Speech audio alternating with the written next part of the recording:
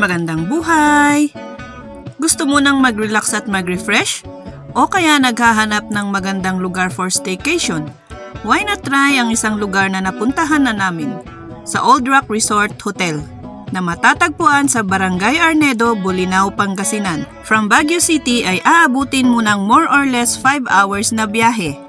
Sa biyahe pa lang ay mabubusog na ang iyong mga mata sa mga naggagandahang nature spot at mga green scenery. Napaka-unique ang pagkakagawa ng mga structural design ng mga buildings nila. Rock pattern ang peg na parang bumalik ka sa ancient times. Instagrammable din ang lugar na ito. A place with a nice and relaxing view. From the highway nga ay may 15 to 20 minutes ride muna bago marating ang napakagandang lugar na ito. Medyo isususpense ka muna ba bago mo makita si Old Rock? At huwag mahiyang magtanong. Kasi medyo paliko-liko ang kalsada.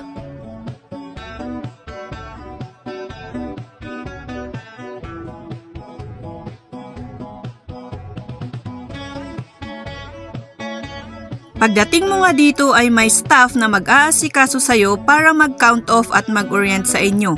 Kung viewing lang ba, sa beach lang ba, o gagamit ng swimming pool. Iba-iba kasi ang rate. Sa day tour rate nila, kapag viewing lang, 50 pesos ang admission fee para sa adults at 30 pesos sa kids at senior. Kapag naman gagamit ng swimming pool, 250 sa adult, 150 sa kids at 200 sa senior.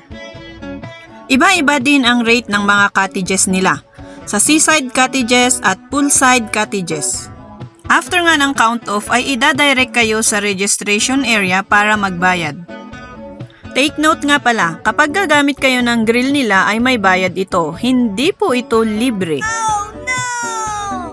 Kapag may dala kayong burner o butane ay may corkage fee din ito na 500 pesos. Pero nakiusap kami for discount kaya naging 400 na lamang ito. Wow! May additional corkage fee din sa mga alcoholic beverages. Huwag mag-alala kung hindi nakapagdala ng pagkain dahil may restaurant din sila dito. Pwede din kayong mag-overnight stay dito. I-message nyo na lang ang kanilang page para sa hotel room rates nila. May exclusive swimming pool din sila para sa mga nag-check-in na guests. So far, noong pumunta kami dito ay very accommodating naman ang mga staffs nila. Lagi silang nakabantay, lalong-lalo na sa pool area para mabantayan ang mga nagsiswimming. Malinis at lukewarm ang tubig sa swimming pool. Medyo nakulangan lang ako sa amenities nila. Sana dagdagan nila like slides sa pool para sa mga kids and others. At dagdagan ang area kung saan magbabanlaw at magpapalit sana. Lagyan na din nila ng sabitan ng damit at bag.